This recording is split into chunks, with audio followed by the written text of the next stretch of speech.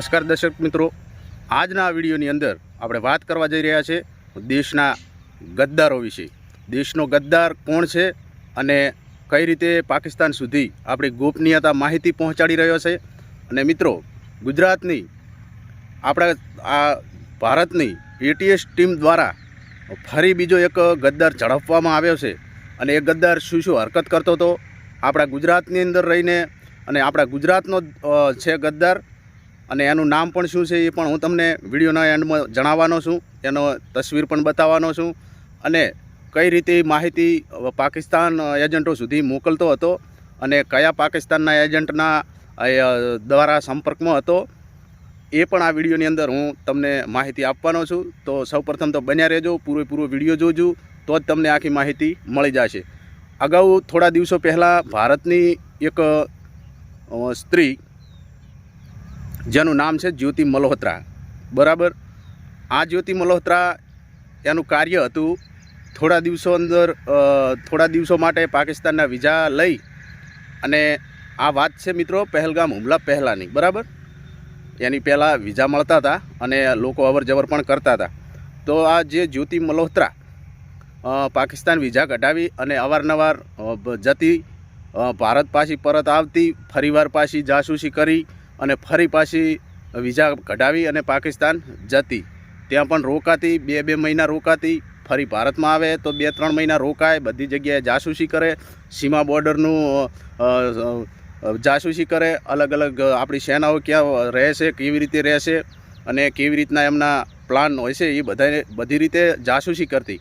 અને એ પણ એવી રીતે કે હું એક યુટ્યુબર છું અને આવી રીતે વિડીયો બનાવું છું, એટલે આવી રીતે વ્લોગ બનાવતી અને અલગ અલગ પ્રકારના વાતોમાં લાવી અને એ પ્રકારની એ જાસૂસી કરતી અને પાકિસ્તાન વિઝા કઢાવીને ત્યાં આગળ જતી અને પાકિસ્તાનના આકાઓને, આતંકવાદીઓને આ તમામ જે ગુપ્ત માહિતી આપણા ભારતમાં અંદર રહીને જે મેળવતી ત્યાં આગળ જઈને ભોંડો ફોડી નાખતી, બરાબર।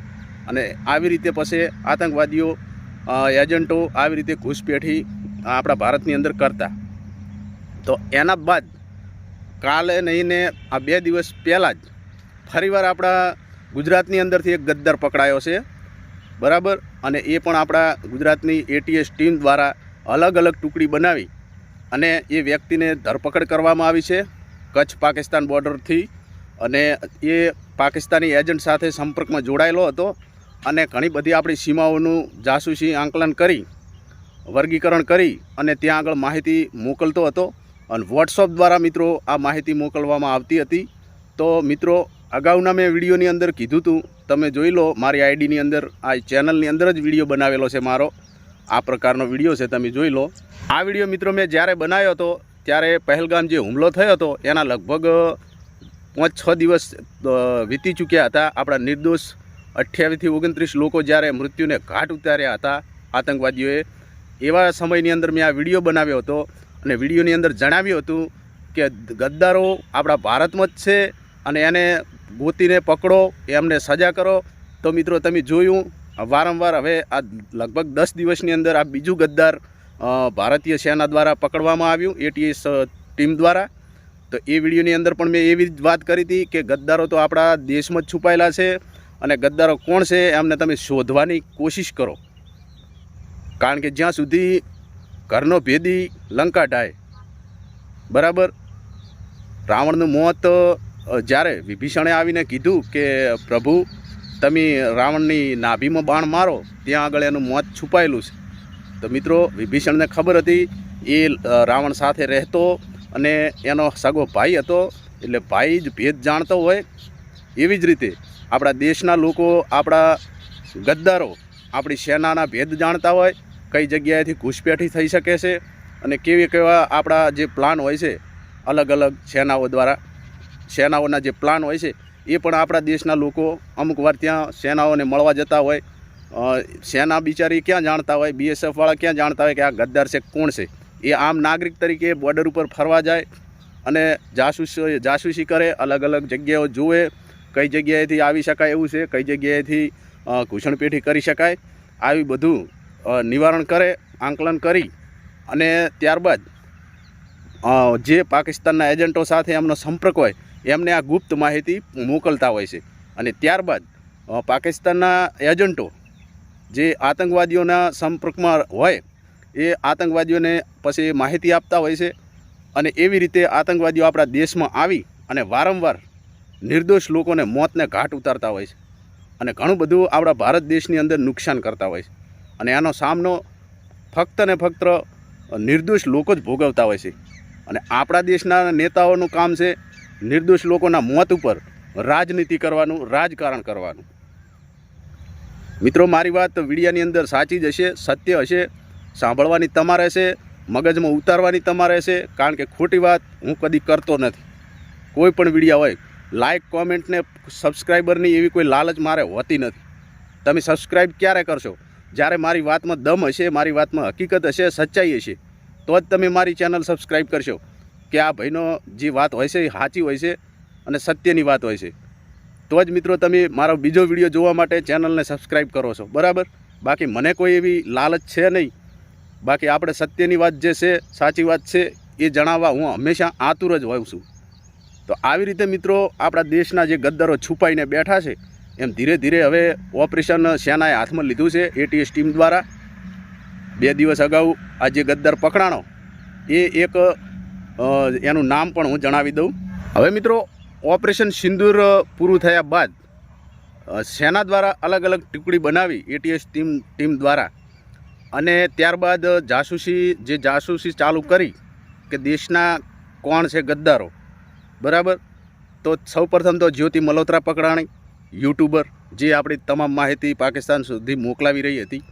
અને ત્યારબાદ જે આ શખ્સ પકડાણો ભારતનો જે ગદ્દાર, એનો તો મિત્રો બહુ મોટો કોન્ટેક હતો અને વોટ્સઅપ દ્વારા બધી ગોપનીય માહિતીઓ મોકલતો હતો વારંવાર.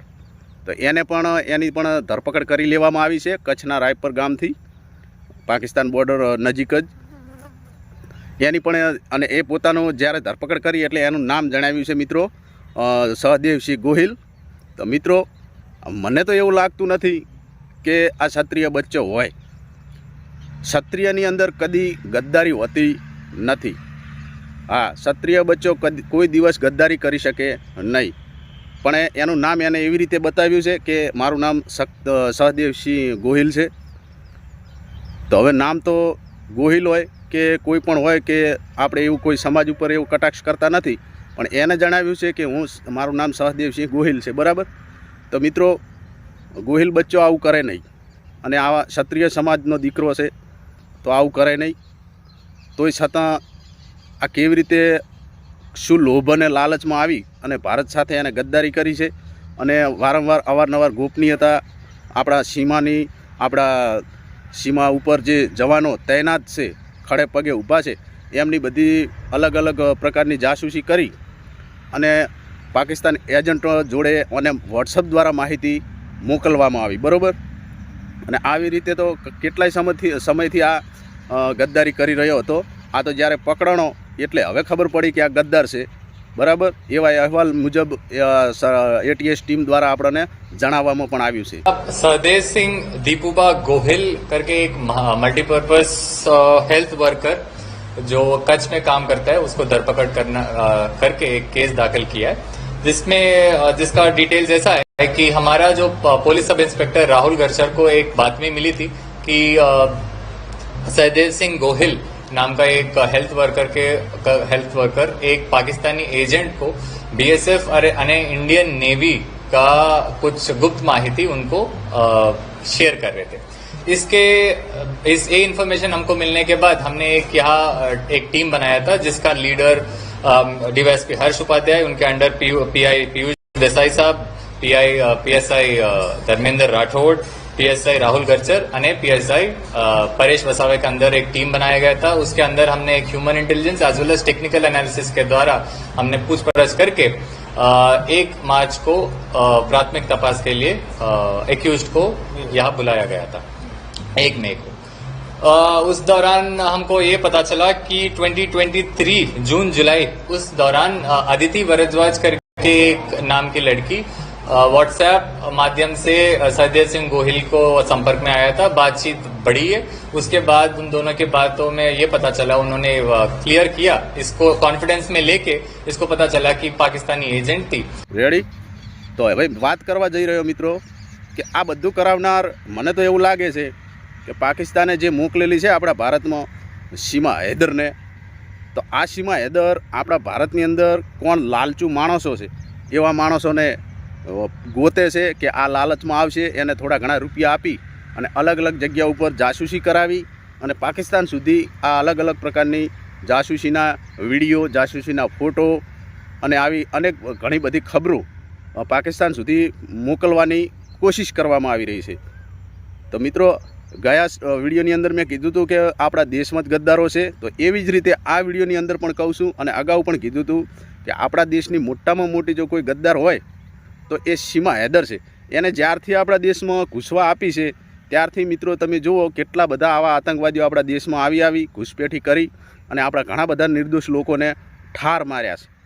જ્યાં સુધી, હજુ પણ કહું છું કે જ્યાં સુધી આ કૂતરીને, સીમા હૈદરને આપણા દેશમાંથી તગડવામાં નહીં આવે, એને પાકિસ્તાન મોકલવામાં નહીં આવે, ત્યાં સુધી આવા ને આવા ઘટના, આવા ને આવા બનાવો બનતા જ રહેવાના છે। હા, આ વાત મારી યાદ રાખજો। હવે મિત્રો, આ ફોટો તમે જોઈ લો, આ જે 2 દિવસ પહેલાં જે ગદ્દાર પકડવામાં આવ્યો સહદેવ સિંહ ગોહિલ, તો એને તમે જોઈ લો એકવાર આ ફોટાની અંદર કે આ એ જ વ્યક્તિ છે જેને ભારત સાથે ગદ્દારી કરી છે અને પાકિસ્તાનને ગોપનીય માહિતીઓ મોકલી છે, બરાબર? તો આને સાથે અત્યારે એ રિમાન્ડ ઉપર છે અને એની સાથે એને શું ગદ્દારી કરી છે એ બધું હવે એને ટોર્ચર કરવામાં આવશે, એના રિમાન્ડ લેવામાં આવશે, એટલે એ બધું ઉકલવાનો જ છે, બરાબર? અને સચ્ચાઈ શું છે એ સામે આવવાની જ છે। કઈ રીતે એને સંપર્ક કર્યો અને કોના દ્વારા એને સંપર્ક કરાવવામાં આવ્યો એ બધી માહિતી બહાર આવશે જ્યારે એને આ રિમાન્ડ લેવામાં આવશે, બરાબર? હાલ કસ્ટડીની અંદર છે। તો મિત્રો, આવી જ રીતે હજુ તો આ એક પેદવ, બરાબર, હજુ થડ તો મેન થડ સુધી પહોંચવાનું તો બાકી જ છે।